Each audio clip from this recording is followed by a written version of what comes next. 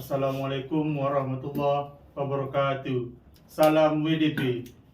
Eh, Kepada pemirsa Desa Pahlawan, kembali lagi di YouTube channel Warga Desa Pahlawan 22 atau WDP 22, Inovasi Kampung YouTuber Desa Pahlawan.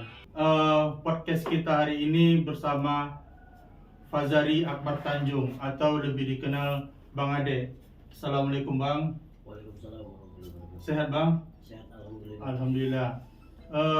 Untuk warga Desa Pahlawan, di samping kita sudah hadir Bang Ade, yang sering kita kenal Bang Ade ya. Kalau Fazari Akbar banyak yang tak tahu ya Bang. Ya. Bang Ade ini adalah kades terpilih di Desa Boga, desa induk kami, Desa Pahlawan. Jadi abang kami undang kemari bukan karena abang kawan aku, bukan, tapi karena telah memenangkan kontestasi pilkades di Desa Boga. Jadi siapapun nanti menang, udah kami persiapkan Bang untuk podcast di Desa Pahlawan. Nama podcast kami ini rencana mengayak, tapi tak sodap ya kan, cakap-cakap santai aja lah. Jadi judul ini cakap-cakap santai. Cemana puasan abang ketika menang pada saat itu tanggal 16 November ya Bang? Iya, Pilkades Desa Boga. Ya, terima kasih. Assalamualaikum warahmatullahi wabarakatuh. Waalaikumsalam warahmatullahi wabarakatuh. Sepanjang tanggal 16 November itu mungkin hari bersejarah, ya kan, bagi saya pribadi juga warga Desa Boga. Tapi yang pasti sampai dengan saat hari ini saya juga masih merasa nggak yakin bahwasannya telah menjadi kepala Desa Boga. Semangat yang kita bangun dari 6 bulan sebelum itu ternyata terbayar dengan lelah berubah dengan kata puas, sehingga hari ini pun seperti menanggung beban begitu berat. Karena hari ini kita tahu pasti Desa Boga adalah desa induk Ya, yang Desa menjadi Induk. sorotan yang dalam 12 tahun terakhir. Tahun ini kita sangat jauh dari kata puas. Bisa Bang Ade ceritakan flashback Bang Ade sebagai warga Desa Boga yang pernah aku tengok itu apanya, hashtag atau tanda kutip putra terbaik Boga. Itu cuma ada ceritanya. Coba lah Bang Ade jawab dulu ya kan. Iya. Karena ini kan ada putra Boga, ada putra terbaik Boga. Iya. Memang dalam lika-liku dinamika daripada kontestasi pilkades ini memang banyak sekali namanya isu-isu yang berkembang. Tapi pada dasarnya banyak juga masyarakat yang mungkin kurang familiar mengetahui bahwasannya di tahun 2006 itu saya pribadi sudah pindah ke Batubara. Waktu itu kita masih tinggal di rumahnya seberang kedai itu, ya kan, di rumahnya yang sekarang ini ditempati oleh Ojian, ya kan, polisi. Ojian. Ojian. Berarti perlu Desa Sukamaju itu ya? Ya, Desa Sukamaju di situ selama 42 tahun lamanya. Yang akhirnya baru kami pindah ke Desa Boga. Jadi di Desa Boga ini ya anak saya 3 orang sudah lahir di Desa Boga. Desa Boga. Jadi Desa Boga ini sudah kalau orang bilang itu ya itu namanya isu kan gitu, putra bukan putra daerah, tapi pada dasarnya banyak yang sudah dilakukan di Desa Boga, ya kan. Mungkin saja banyak pihak-pihak yang nggak mengetahuinya bahwasannya sudah lama berkecimpung di Desa Boga. Kalau di kewarganegaraan mungkin saya ini sudah dibilang warga negara Boga, Iya. dibandingkan dengan warga negara, karena udah di atas 10 tahun lamanya. Ya, jadi untuk putra terbaik Boga itu di mana pula dapat apa namanya itu? Celotehan lah, celotehan omak-omak putra terbaik Boga. Iya, kalau selentingan itu mungkin kan ya akibat daripada desas-desus pilkades ini, isu-isu yang berkembang bahwasannya bukan putra daerah, bukan segala macam. Lalu muncul ya kita bilanglah animo masyarakat yang juga ingin mendukung bahwasanya saya juga putra Boga, tapi ditambah embel-embel sedikit jadi Putra putra terbaik terbaik Boga. Mungkin biar supaya meredam daripada kisah-kisah tentang bukan putra daerah. Begitu.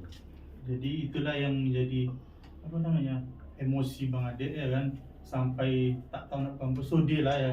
Bahwasanya bukan putra boga aja, tapi putra terbaik boga yang dikasih label sama mama kita ya.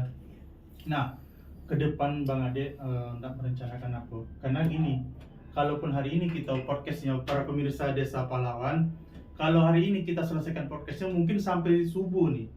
Mau kami bijagoi pasang nih, tapi kan nggak mungkin. Bang Ade pun juga jadi ditelepon, bahwasanya ada juga kegiatan. Coba ceritakan sedikit Bang Ade, apalah ke depan Bang Ade dalam untuk menata Desa Boga lebih maju lagi setelah dilantik menjadi Kepala Desa Boga nantinya, yang insya Allah pada tanggal 21 sampai tanggal 24 November ya?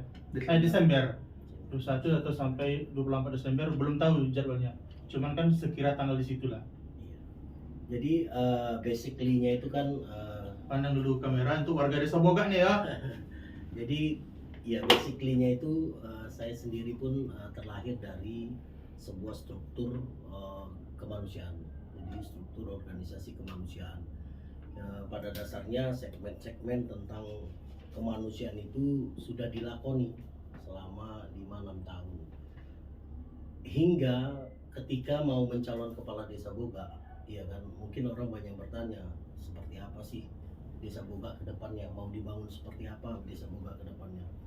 Yang pasti saya punya misi itu sangat simpel dan sederhana. Bahwasannya visinya itu adalah membuat masyarakat Boga itu bahagia. Misinya itu adalah menebar kebaikan. Karena dari kebaikan kita akan mendapatkan jutaan kebaikan lagi. Dari satu kebaikan akan lahir beribu-ribu kebaikan lagi.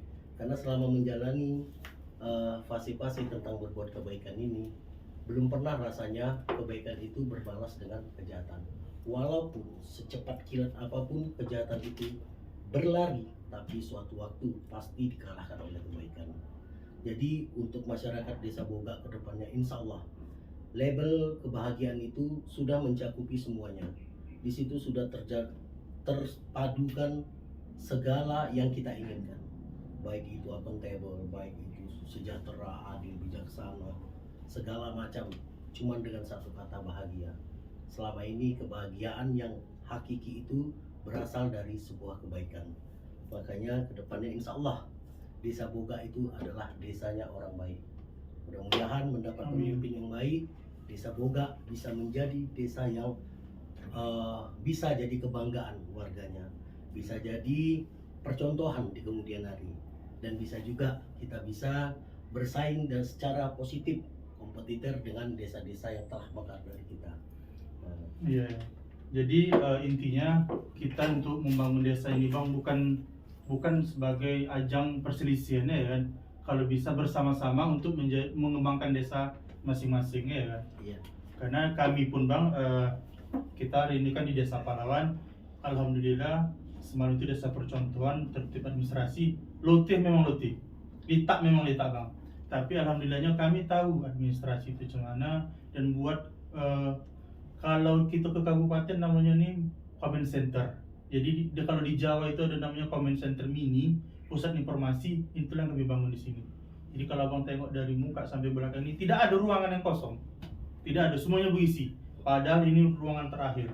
Tapi alhamdulillah kepala dusun kami punya potensi, perangkat desa kami punya potensi untuk buat flyer, mengedit ini, ya kepala dusun dan perangkat desa semuanya. Siapa namanya? Safi'i. Oh, Safi. Dibantu dengan Dinas Kominfo Kabupaten Batubara. Oh. Jadi Bang, untuk setelah nanti dilantik lah, bagaimana Bang menjaga hubungan dengan camat, misalnya diundang sama kabupaten, apakah Bang siap, maksudnya gitu, diundang di sana, terus apa namanya, mematuhi lah perbup yang udah ada apa. Iya. Jadi memang pada dasarnya pemerintahan desa ini adalah bagian terkecil dari Iya. sebuah pemerintahan, ya kan? Dari mulai pemerintahan pusat, provinsi, kabupaten. Hari ini kita adalah yang terkecil, bagian terkecil. Jadi sinergitas antara pemerintahan desa dengan pemerintahan kabupaten itu harus kuat, ya kan? Harus saling melangkul. Tidak ada lagi kita membeda-bedakan. Hari ini siapa pemerintahan kabupaten kita, maka kita harus tunduk dan patuh Siap, kepada iya Bang ya. kabupaten. Nggak perlu lagi kita membahas A atau B. Ya kan? Beda pilihan, beda warna itu menjadikan kita majemuk, menjadikan itu terlihat indah. Bukan beda pilihan, beda warna menjadikan kita saling bermusuhan. Nggak ada lagi 02, 01, 03, 04, 05. Kita sudah selesai, masa kontestasi sudah selesai. Kita sekarang masanya untuk membangun Boga lebih baik lagi.